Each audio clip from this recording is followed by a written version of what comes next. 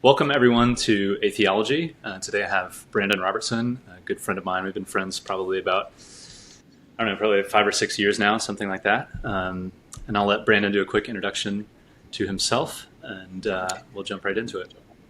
Yeah, thanks for having me. My name is Brandan Robertson. I am a pastor, a progressive Christian author who does a lot of work at the intersections of progressive Christianity, LGBT inclusion, and kind of interacting with evangelical Christianity, from which I came from. And that's kind of what brought me and you together, Jesse, True. and also kind of the intersection of this conversation.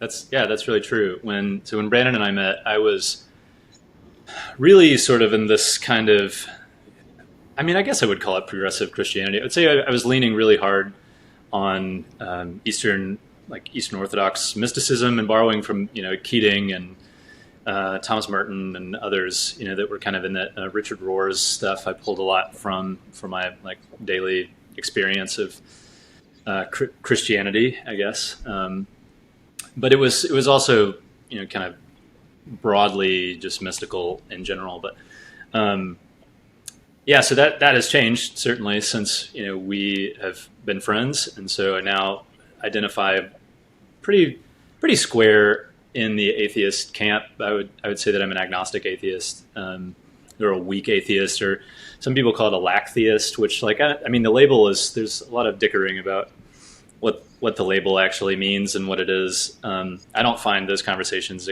incredibly helpful. I'd rather just talk about what you mean by what you say you are. So, very, very interesting.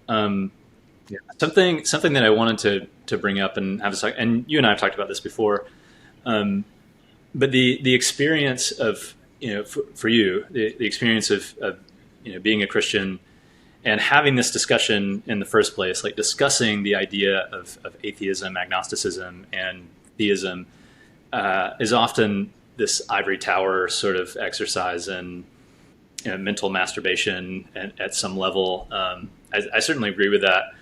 And on the other hand, we use philosophy in all of these conversations to frame really everything, and at least in the Western world, the way that we approach science and physics, or science, and then under that physics and other subjects are all reliant on philosophy at some level. So there are two sides of this. I think at some level, it is that sort of mental masturbation. Like, none of that. We're not going to arrive at any kind of actual firm foundation on many of these subjects. But I would like to get your input on that, and where atheists and theists converge and where we diverge. There's a lot going on there. But I'll let you. Yeah. No, I think that's great. And I think, there's two truths that come up for me when we're talking about this conversation. One is that in my day-to-day life as a pastor of a church, I'm not talking about theism, atheism, any of those kind of categories or frameworks, because I just feel like my experience tells me a vast majority of people aren't spending time in their day thinking about the meaning of life and if there's a God and all of that stuff, which could be a critique of our culture. So I find that these conversations happen with fellow clergy, people who are in this philosophical space, but that doesn't mean they're not helpful and they're not useful. And as I've delved into these conversations as of late, I found myself, as a progressive Christian, aligning more and finding common ground with atheists and agnostics. I've done a few atheist podcasts where, by the end of it, we agree on everything. And so I do think that there's a lot of common ground there. And I feel like the labels put us in unnecessary categories, as you said, that don't actually reflect what most people mean. Because what the God atheists tend to not believe in is a God that I don't believe in and spend my life trying to critique. There's lots of conversation around that. For sure. Yeah, for sure. There is this real divide between theists and atheists, and even agnostics and atheists and atheists. I find myself debating atheists on their understanding of theism more probably than I'm actually debating with theists. And it depends on the theists. Obviously, there are a whole plethora of ways you could identify in that camp, even under the banner of Christianity, 40,000 denominations and Protestantism and all the Roman rites and all the Eastern Orthodox versions of a variety of things. So, I think that divide is often looked at, and I see it a lot today, certainly in debate culture online and even informal, like collegiate debate culture. And I think there is probably a place for some of that, and it depends on what we're talking about. So like in the framework of ethics, like having a discussion around if something is ethical with regard to the law, things like that, like all those conversations I think are beneficial at some level. But on a daily basis, that I think the misunderstanding around like what even an atheist is from some more conservative Christian perspectives, and I hope to engage with some of that here as well. Hopefully without it being actually a debate, but I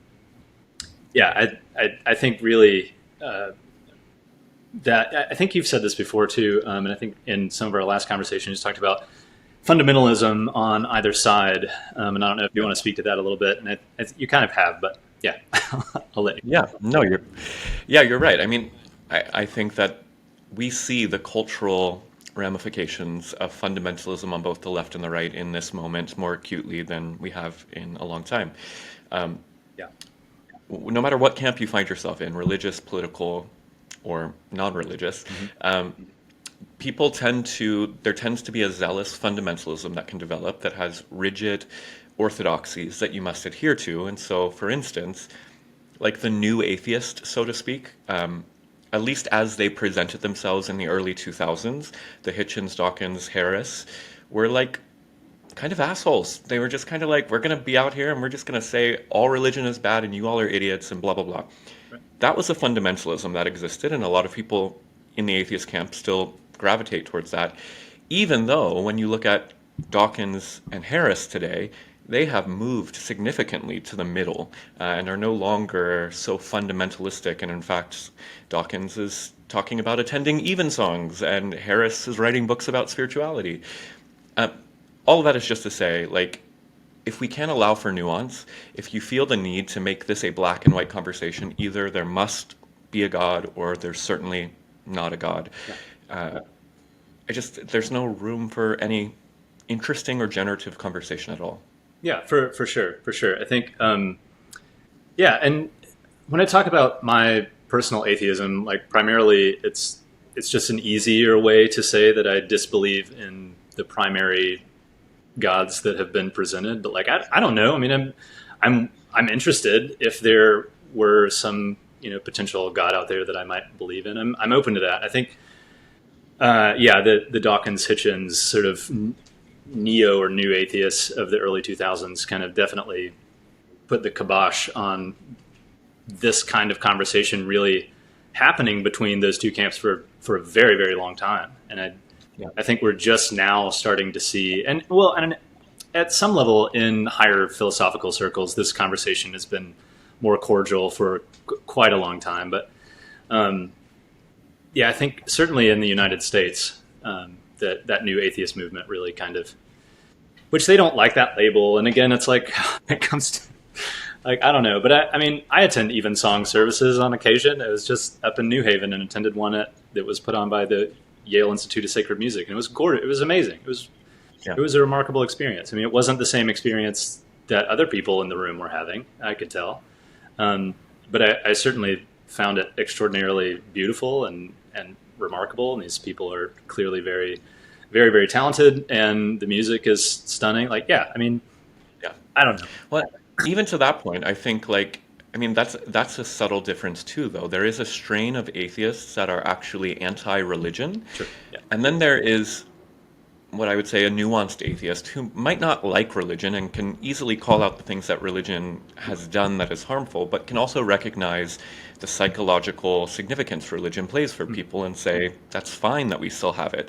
But like, again, if you go back and read Hitchens from 2000, he's saying all religion is evil. We need to get rid of it all. It's only done bad. And even if that's not exactly what he said, that's what a lot of people thought they were saying. Sure. And that's a non-nuanced approach that makes the conservative fundamentalist Christians shut down completely. And yeah, again, there's no way forward in a posture like that. Mm-hmm. And I think, that sort of, the best way I can describe it is sort of the way that I came into my, many, many years ago, came into my Calvinism, in a Cade stage sort of like, oh my gosh, wow, I was not exposed to any of this as a Southern Baptist. And now I have the right view of what the Bible is clearly, quote unquote, saying. And now some of my favorite debates are between Calvinists and Arminians about whether or not their position is, because they're just yelling Bible verses at each other. And it's like, yeah, okay, you've defended your position in a way that is consistent with the Bible, and so have you, I think, almost equally. So how do you, I don't know, I just... I mean, and that's a really fair critique I think atheists can make. I think there's a higher ground to be argued for to say that the conversation between religion and atheism is one that people should engage in, and it should be a cultural conversation. Yeah. But when you get into like inter-religious debates, that's the thing. I mean, and I'm with you. I used to do that. I still do that in a lot of times and spaces I enter into. Mm-hmm. But that is absolutely absurd. When we are arguing about how to conceive of the intricacies of the divine, like, that is stuff I do think atheists rightfully would say, like, what the hell are you all doing? Like, go feed the poor. Stop worrying about whether God predestined you or you chose God. Like, that's mental masturbation at its finest. Yeah, I would certainly agree. And so that said, two things from your standpoint, as a minister. On one hand, and you've kind of said this already, but when this conversation arises in your congregation regarding atheism, agnosticism, just belief broadly, I don't know if there's an approach that you prefer, or if it's just sort of, just speak to that a little bit, if you wouldn't mind. Yeah. I mean, as you're speaking, you reminded me, in my current church, I've been there for 3 years, but as I was in the hiring process, after the service, I would preach, and then we'd all go into the room and sit around the table and talk about what they thought of me. And one time, one of our elders brought her dad to the table, and he's like an 85-year-old man with no filter and an atheist. And he starts grilling me, just like, what do you think about resurrection? Do you really think that kind of stuff happens? What do you think about creation? Did God make the world in 6 literal days? Can you prove to me there is a God? And on one hand, I was very nervous because I'm sitting in front of the committee that's going to hire me, and they're expecting me to be a Christian pastor. But also, I made a commitment a long time ago that I'm not going to pretend for anyone. They're going to see who I am. Sure. And what we found out in that conversation was, again, like I said, 90% of the things I said, he agreed with. Because I adopt a posture, I think it's a pretty common progressive Christian or mystical Christian posture of agnosticism, of, yes, I have faith in certain things about God that I hope are true. And lots of people have believed them, and there's good reasons that people give for believing certain aspects of theology. But I'm not going to die on the hill for any of my theological claims, not even the most basic one that God exists. I don't know that. I hope it's true. I believe it's true. I preach that it's true. But when I'm sitting one-on-one with a congregant, or if I'm talking to an atheist who shows up, I'm not going to say, yes, let me give you 15 reasons for the existence of God. Because if those were actually solid reasons, they would have convinced people a long time ago, and we wouldn't be having these conversations. Yeah. So, I mean, I try to demonstrate that for my community, because I also think it makes their faith stronger when it's not based on certainty, but based on an agnostic perspective. Mm-hmm. Yeah, and I think that's very consistent with like the mystical, which I actually have a lot of respect for still. I think it was sort of my road out, because for me it just stopped being from the standpoint of the classic arguments and things like that. I just decided I didn't really have a good reason to continue believing these kinds of things, and I think that's fine if you do, and I will, I certainly support it, at least here in the United States. Like I would die on the hill of religious freedom here in the United States, as an atheist, because I think that anyone should realistically believe whatever they are convinced to believe in and want to believe in. I think that people should have the freedom to do that. Not to make this a political discussion, which I don't think that's a political statement, but unfortunately other people do. So that said, and I would say those that I mentioned, those classic sort of the classical Christian arguments, that like teleological argument, the Kalam, Aquinas's five ways, like things like that. Do you find them in any way, beneficial to your, maybe not your daily, certainly not your daily walk in faith, but do you find them beneficial, coherent, useful in any kind of theological sense? Yeah, I mean, I think they're interesting. They're obviously very, they've been thought out and refined over thousands of years, some of them. So, I mean, there's merit to exploring them. But for me, I kind of have a negative reaction to anything that smells like apologetics, that smells like I need to give a defense of the faith.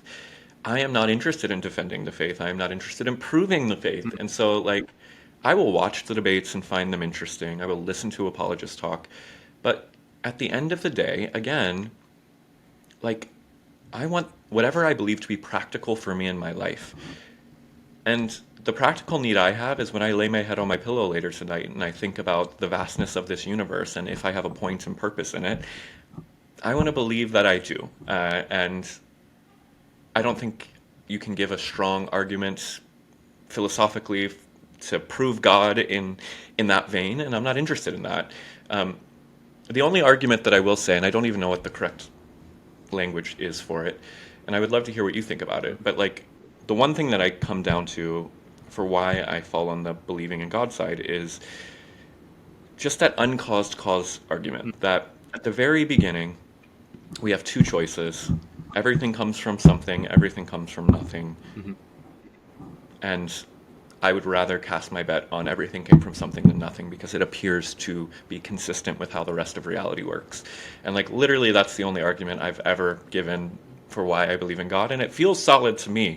Mm-hmm. But yeah.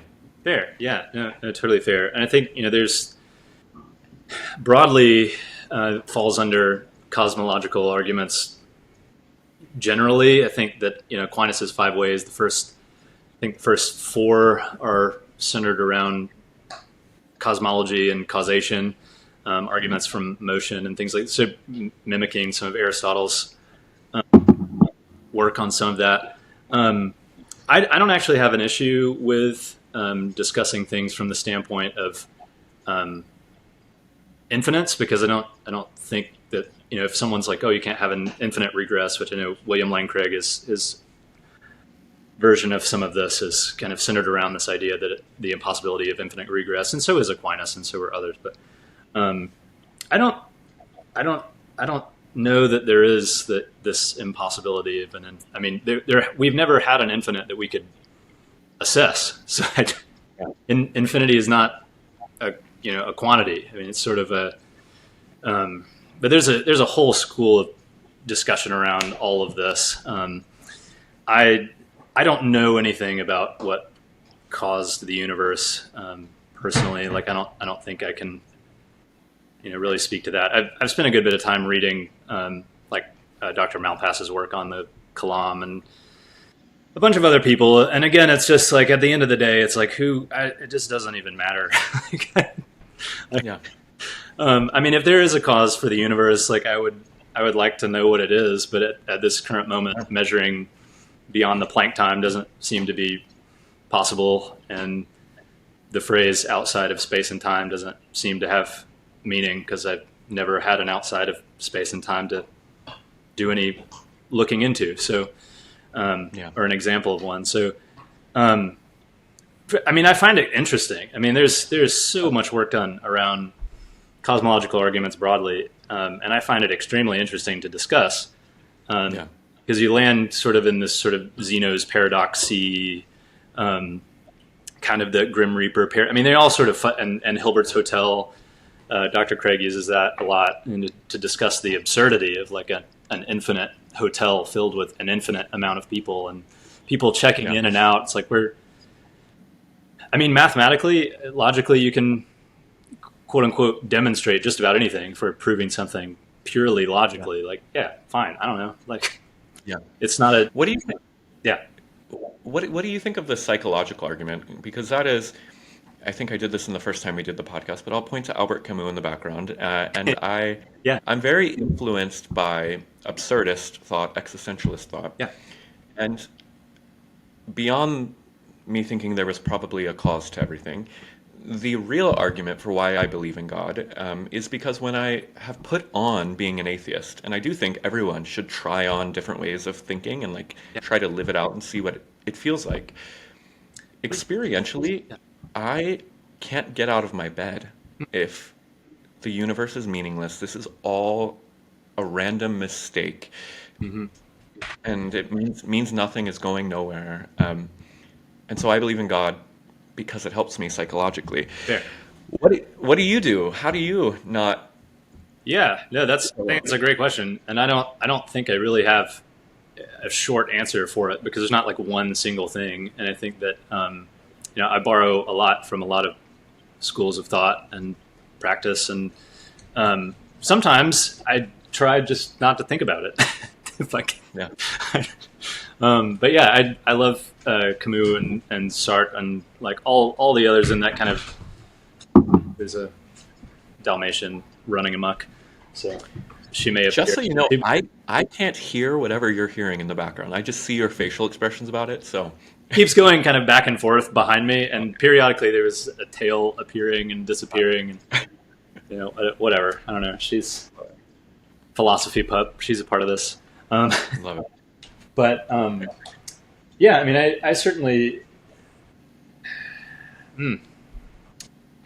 Yeah, it's tricky. I mean, I think on certain days I sort of trend more nihilistic than others, and sometimes I don't. I don't believe in an intrinsic purpose to the universe.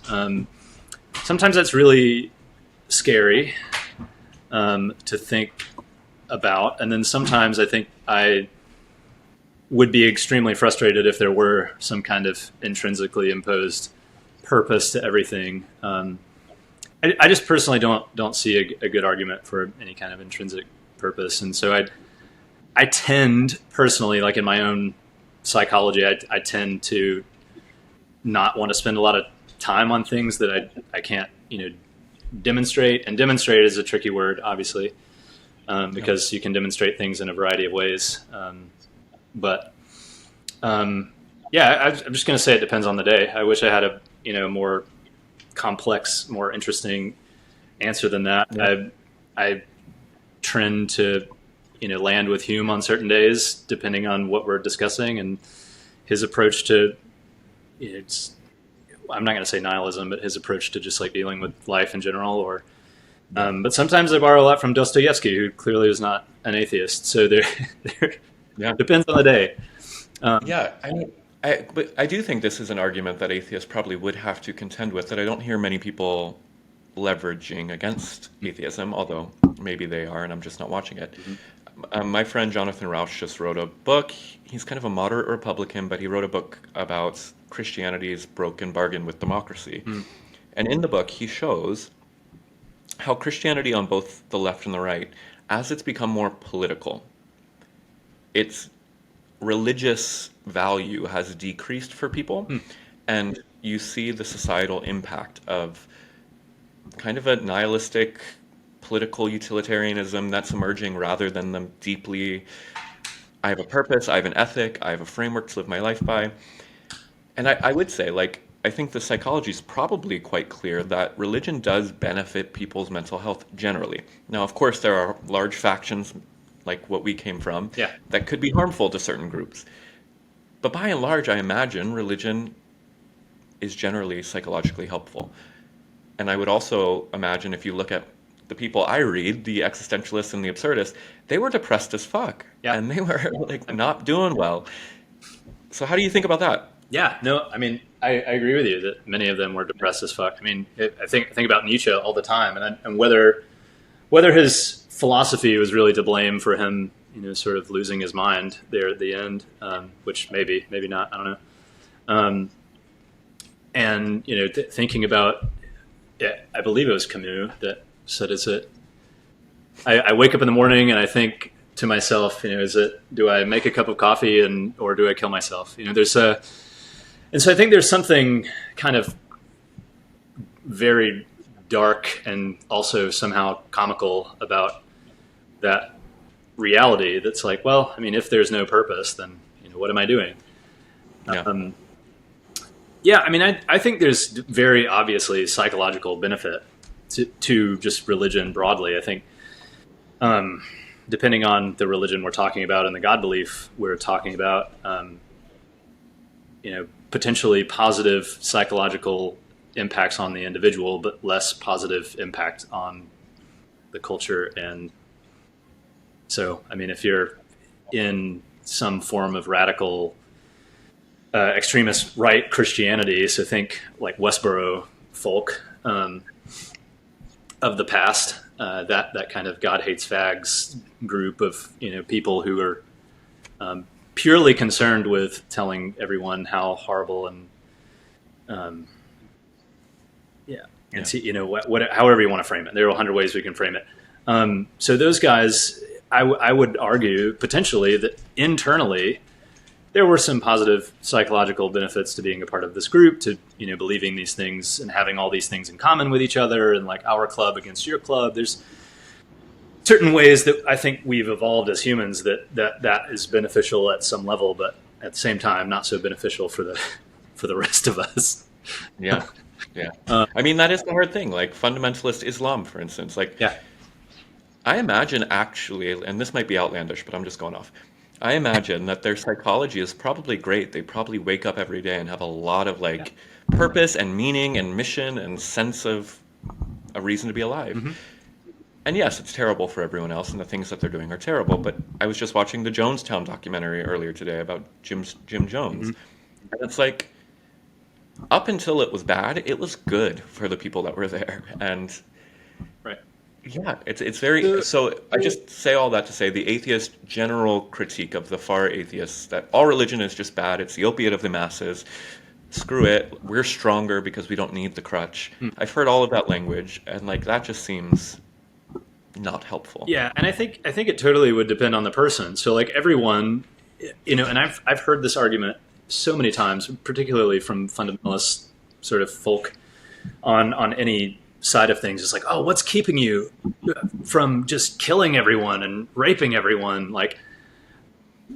Because I mean, so oh, you can just do all, you can kill as many people as you want if you don't have this intrinsically imposed moral framework and ethical framework that comes down from on high. And it's like, I do kill as many people as I want to, which are 0 people.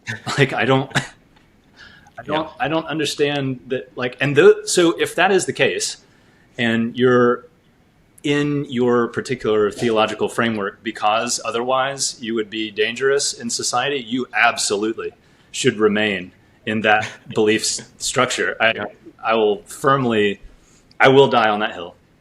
Yeah, for sure. No, I agree with you, and that's one of the areas I find commonality with atheists is it's just I don't even understand it. I probably used to believe it, but I can't even get my mind around the idea that you need an external source to have morality.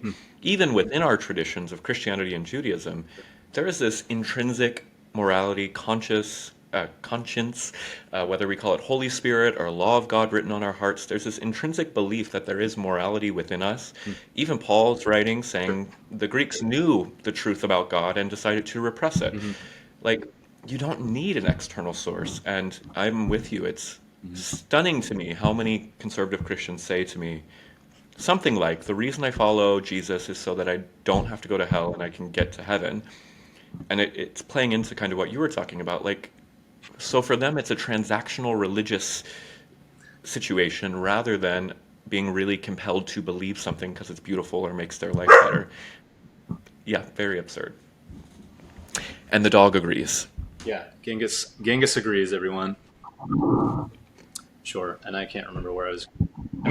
I mean, I would, to some degree. I mean, there's this huge discussion around ethics. No one agrees ultimately, particularly from the standpoint viewing this, certainly not metaphysically, but even just practically, how we should approach morality and ethics. And I think, I've leaned secular humanist almost on Yeah.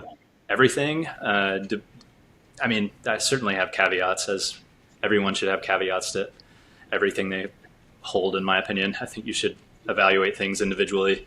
Um, and so if someone were to ask me my position on ethics, I would say, yeah, I'm broadly secular humanist, but like, I don't know. Like, I think, situationally, I would probably compromise my ethical structure depending on what. I think it's generally wrong to lie to people, but like, if the Nazis are at my door and Anne Frank's in my attic, I'm going to lie to the Nazis. Like, Yeah. and Yeah. I think that many other people would do exactly the same thing, given that Yeah. caveat. And I think that we are broadly humanist, practically most of the time. And even though well-being isn't particularly a well-defined and fairly subjective term, I think that most humans would agree that starving to death is not preferable to not starving to death. And I think Yeah. we can deduce things in that way evolutionarily. But I mean, Yeah. certainly people disagree. I mean, fundamentalists are going to disagree with everything I just said, probably.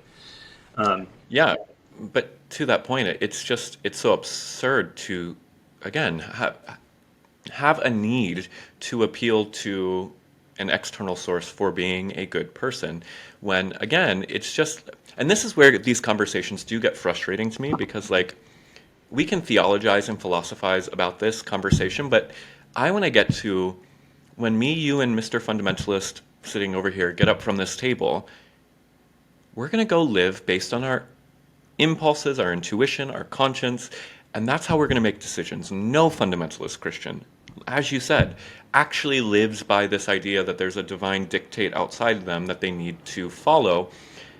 And when you pose the Anne Frank question about the Nazis at the door, you see their whole system fall apart, because then they have to start looking at the Bible for places where saints lied and it was good, and like to justify it. But nobody lives their pure theological or philosophical framework. That's not how life works. And that's my only critique of the ivory tower, is just like, Yeah.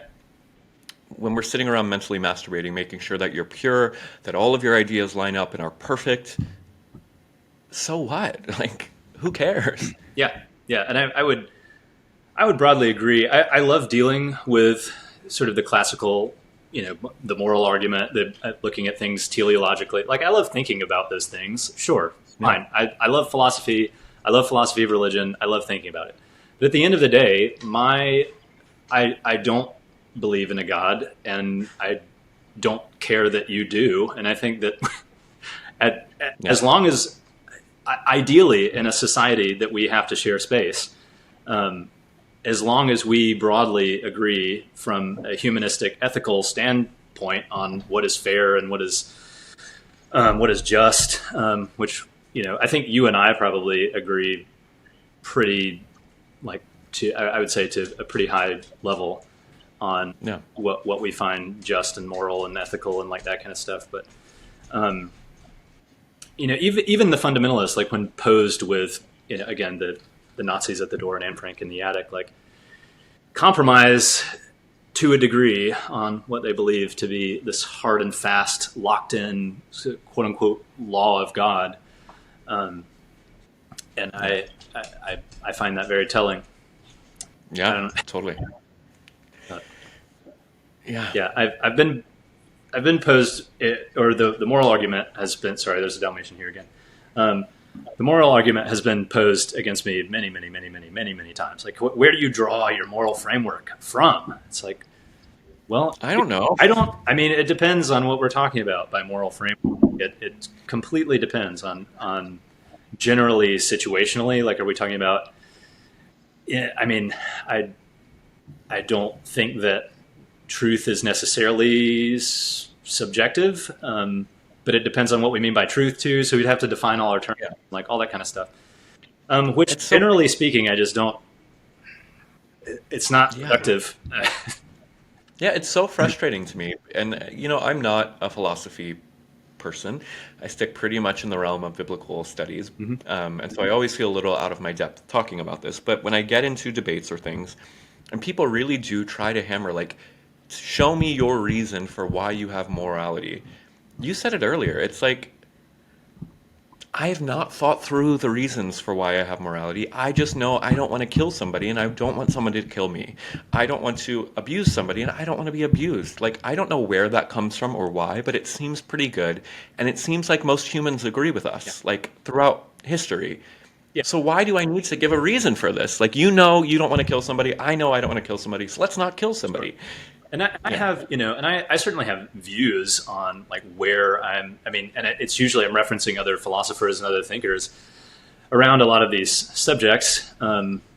It's like, do you believe in objective morality or subjective morality? It's like, yeah, it depends on what we're talking about. And I've thought about a lot of these things a decent amount, but like I don't really want to die on any of these particular concepts individually. Like, I don't know, if you provide a better case for emotive ethics, then I'm just going to be like, yeah, okay, your position might make more sense. Like, I don't know. It's not. I mean, ethics broadly is not something that I'm extraordinarily just interested in mentally masturbating about. I think that I have views on it, but I'm open to changing them. Like, I don't think we've uncovered. I don't think anyone has uncovered the purely like perfect approach to analyzing ethics, because the very moment that you introduce that concept, some 10 people have written a paper already on how it's problematic. So and that's just sort of how philosophy is. Like, we can't even agree on what philosophy is in the first place. Like, we certainly don't. We can agree that theology is the queen of the sciences, but other than that. Is it this? I don't know if Genghis agrees with that. Genghis is being immoral. Are you gonna kill me? Go lay down. Exactly. Go do something else, please. That would be rude if you push me over in the middle of this. I don't know. I love philosophy, and I think that I don't know that I would consider. I mean, I enjoy theology as well. I don't know categorically if I really have a theology, because the theo part is sort of missing from my approach to things. But I enjoy thinking about, the theological positions of a variety of things. Like, if we're, but again, like, at the end of the day, I just don't think it's really going to change anyone's life if we talk about things from the. That's the thing. Discussion is not going to change anyone's life. Yeah, you brought this up at the beginning, and I've repeated it, and I'll repeat it one more time. That's the thing, is just I found over the past decade of doing theology that I surround myself with people who like to mentally masturbate and talk about this, and it's so fun, and I love doing it, and I'll do it for hours. Yeah. But the people I pastor, and the people I meet on the street, and the people in the bar that I go to, right. 90% of the people don't seem to spend much of their life thinking about the big questions. Which, on one hand, seems like an incredible blessing, because it's such a freaking burden to have to sit around and think about this stuff all the time, even as much as I enjoy it. Yeah. And so that's the only thing that I critique about these kind of discussions. It's like, yes, the YouTube atheists and the YouTube right-wingers spend a lot of time and a lot of energy talking about this. Yeah. But 76 million Trump Americans, they're not actually going to listen to them. They're just going to do what feels right to them in the moment and not have a reason to do it. And the same for the other 75 million people. But and it's interesting. In my conversation with Zach, we agreed so in so many areas of that discussion, primarily just because I do think that people should think about their existence more, but you can't make them. So like I'm not interested in making anyone think anything or think about anything. You're either interested, which you watching this discussion, you're interested, but nothing we say might change any aspect of. If we spend 100 years talking about what it means to be classically reformed or not, like someone's probably going to listen to that. The people that already have their minds made up about a certain thing are probably not going to change their mind based on anything that we say. And the people that, I don't know. Or the people that agree with us are just going to agree with us anyway. And I just, unfortunately, I think that this, again, I've said this 100 times, but this conversation just doesn't get had. Yeah, yeah. And I agree. I think it does need to happen. Obviously, lots of stuff flows from the ivory towers from which we sit in, and I think it's largely good. Hmm. And I just think there needs to be a humility on all sides of this conversation because, like, the fundamentalist atheist who's just out to make the little old grandma not believe in God anymore or feel like an idiot because she believes in God, like, to what end is that? And the fundamentalist Christian who just wants to make the person who feels like they've been burned by religion and don't believe in any God anymore feel like there's some backsliding Satan evil person. Like, Sure. what's the point of that? We are all trying to figure this out. That is why we are having these conversations. And this is truly one of the conversations where I really do think the labels don't matter. As you said at the very beginning, what is an atheist? What is a theist? What is an agnostic? I don't know, and I don't know what I am in any of those categories, really. Fair. And I can sit around and define my atheism in whatever way, Yeah. and someone's going to be like, "Oh, you're not really an atheist," according to the Oxford Dictionary of Philosophy, and it's like, sorry, I don't know. Yeah. You want to call me an atheist? You want to call me an agnostic? You want to call me a dumbass? Like, I don't know. Like, doesn't matter. I just don't. Yeah. I have positions on things, and I'm interested in teasing them out with certain people, and even with people that I strongly disagree with. But at the end of the day, I'm not out to necessarily like, oh, I've got to change this person's mind because religion is a poison to our society and is going to destroy everything. Like, I don't find it beneficial personally, but and I think some religions, depending on the theology that we're talking about, are in some ways detrimental. But yeah, yeah. Just to that point, I mean, the big message I've been hitting on all my platforms the past couple of years is on that point. This is where liberal religious people of all stripes, Muslim, Christian, Mormon, Hindu, Sure. and atheists, we should be actually forming coalitions, politically speaking, because we actually agree, I would say, on 75% of everything when it comes to values and morals and the way we think the world should look. But because these words, these labels, carry so much baggage with them, atheists don't want to be associated with the Presbyterian Church USA. Like, that seems crazy, right? And Presbyterians don't want to be associated with atheists and the Temple of Satan. And Right. like, there are all these groups that actually have the same goals, but because of these labels, cannot actually come together. And I think that's part of why the right wing wins in this moment, because they just say Christian, and anybody can, well, not anybody, but broadly, lots of people can be Christian if you just align with Republican values. And it's like, Right. yeah, anyways. Yeah, no, I completely agree. And so I see a lot of value in, and we've said this kind of already, I see a lot of value in having the ivory tower discussion because it does lead to the exploration of the sciences. It does lead to understandings of ethics and discussions around ethics. What is ethical? What's just? It leads to, metaphysics is one where it's sort of like, well, you're never really like standing on anything that really has as much weight as like if we're talking about empirical data that we're using scientific methods for that were developed via philosophy. So I think there's certainly benefits to those things, but as we've said, when it comes to the religious discussion and doing philosophy of religion, from a practical standpoint, from a humanist standpoint, I would love to, like, as an atheist, I would love to work with. So there's a local Presbyterian church here. I live in Georgia. Brandon is in New York, but there's a local Presbyterian church here that does amazing things and I would be happy to work with them on whatever project that they're working on, as long as there's not as long as if we're feeding the poor, as long as feeding the poor doesn't come with a caveat. As long as we're just doing the things that I would say that the Jesus of the New Testament would have us be doing, I can get behind that. Whether Jesus existed, I'm not a mythicist, but Come on, Jesse. Jesus existed. I'm not a mythicist, but I don't think that I don't think all of their arguments are terrible. But and I'm fine with Jesus existing. I'm not saying that he did or didn't. I have no idea. But whatever in the same way that I don't I don't know that Socrates actually existed. But what he says doesn't stand or fall necessarily on him existing. Jesus is a little more complicated because it kind of does, but depending on what we're talking about. Yeah.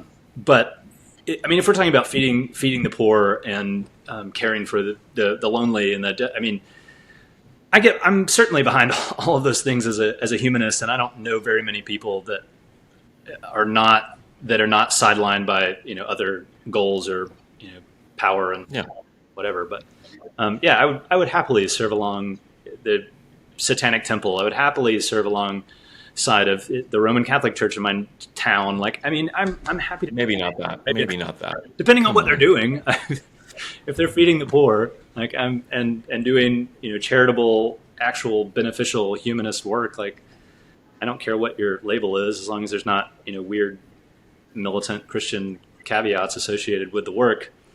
I feel like the Catholics in Georgia are militant, so just stay away. I don't really know that many, actually, so I can't really say either way. But I don't. No, but there are progressive Roman rights around here.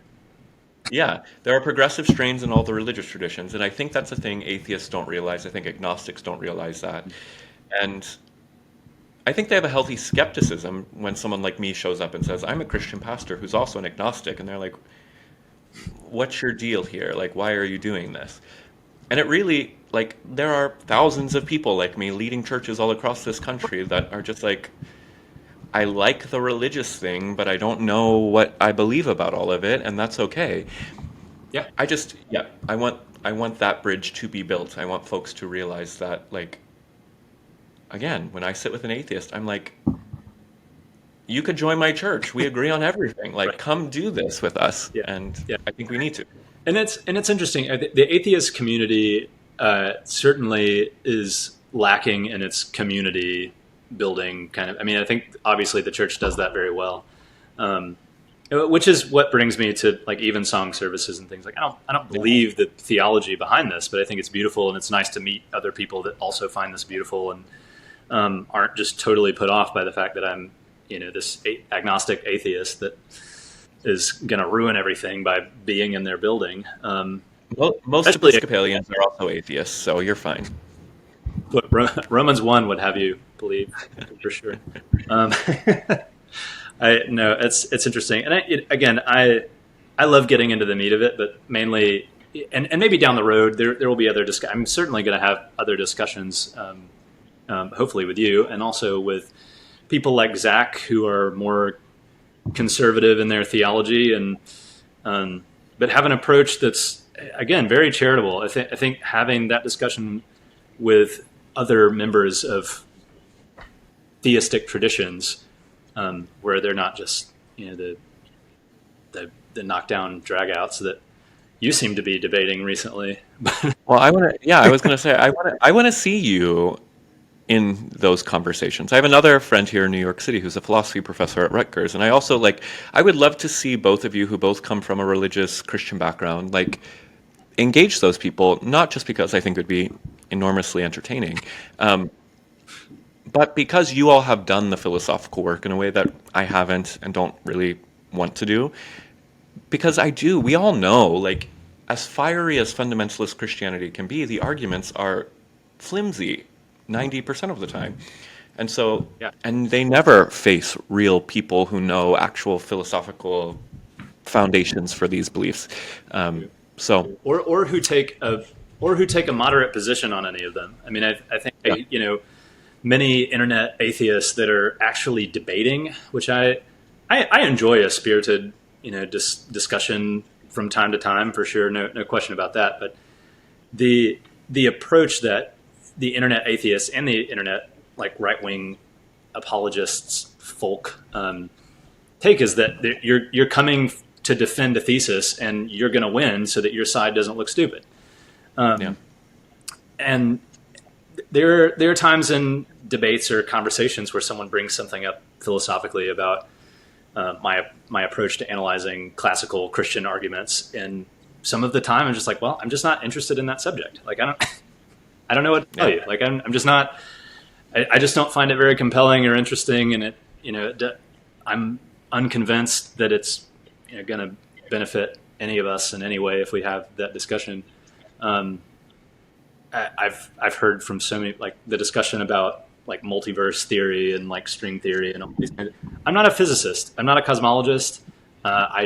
Every version of all of those things I've ever heard beyond our universe, like I don't have anything to say about it. I don't know that anyone really has anything to say about it. Maybe a physicist and a cosmologist would say more about it than me, but I just don't find it very interesting.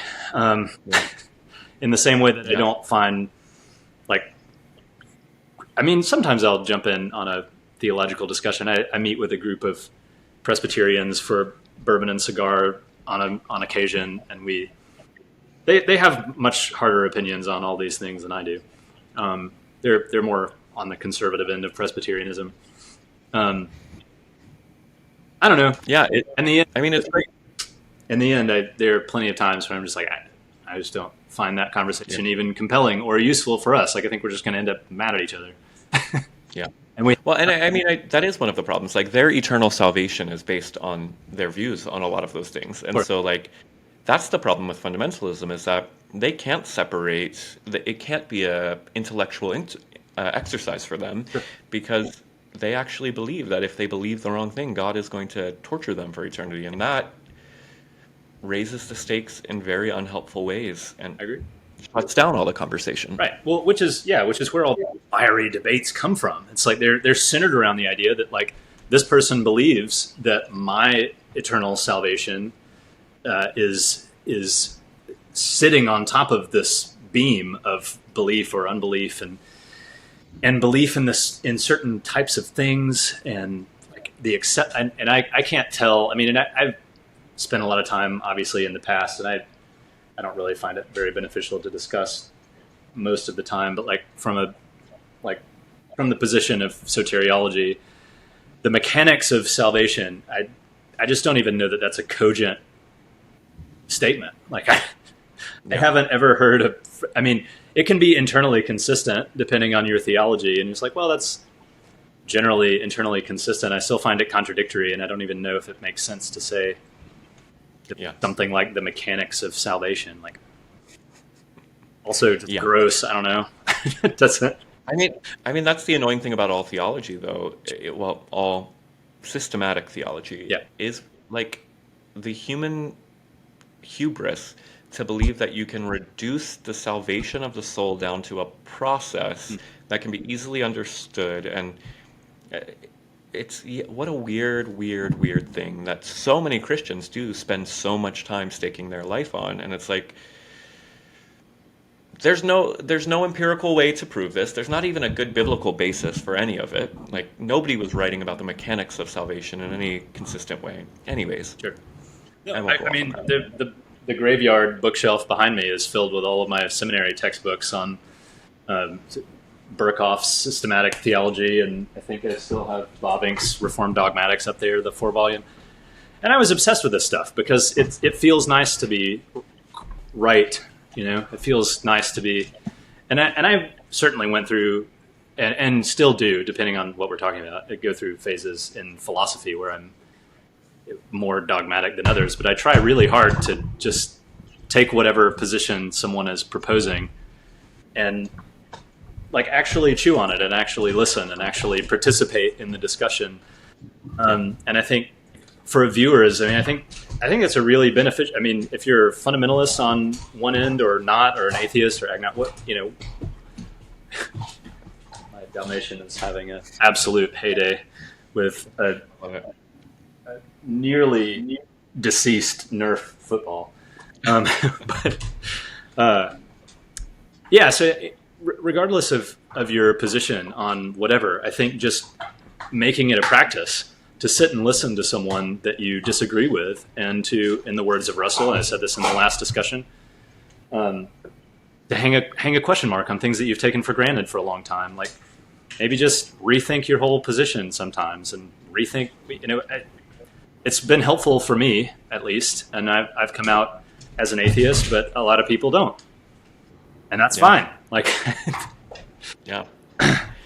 I love that. I mean, what is the point of placing your flag in the ground and being certain when you have so much more life to live and so much more time to, if you have the opportunity to try on new things, why not do it? And I think that is what has made me an agnostic, because I was not content with just buying the systematic theology I was given. And I think that's what made you and makes so many people that leave Christianity agnostic rather than atheist. Like there are some folks that have been like had religious trauma that become hardcore fundamentalist atheists. The vast majority of people do tend to be agnostic-y on one side or the other.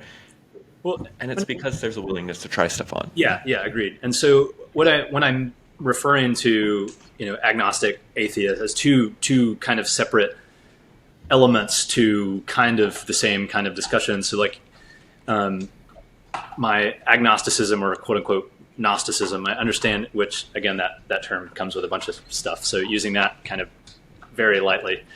But you could land in either position in either camp. So like if I were a Christian, I could be an agnostic one in the sense that like I believe these things, but I don't know. Yeah.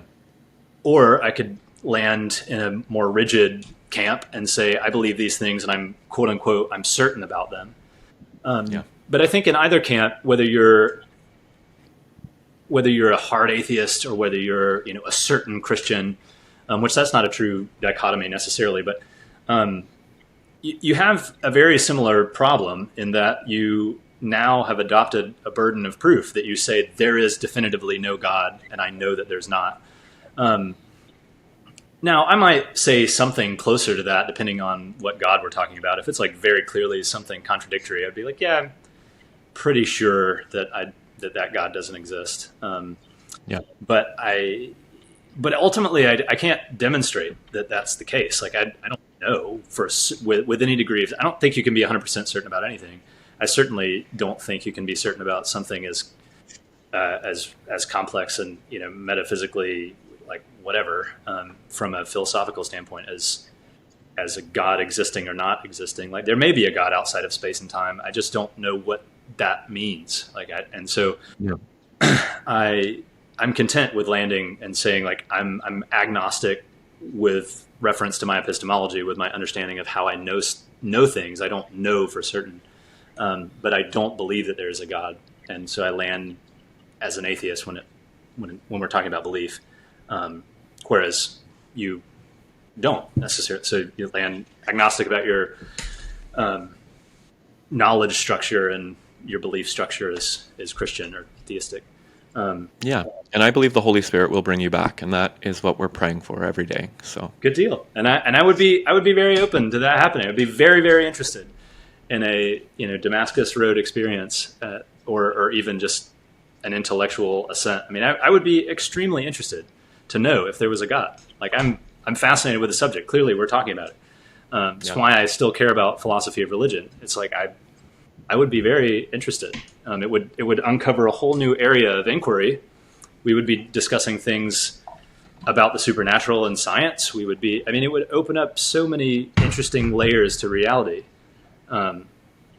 So we keep having these discussions. So we keep exploring it, and I love that, and I hope that we can continue to have discussions around some of these things, and I hope to bring in folks that would very vehemently disagree with you and disagree with me, because I think that that's again beneficial for maybe not the other person, and maybe not from me, depending on who I'm having a discussion with, but I think for people watching and people interested in this topic, it's beneficial to talk to people that you strongly disagree with about something that you're very open to being wrong about.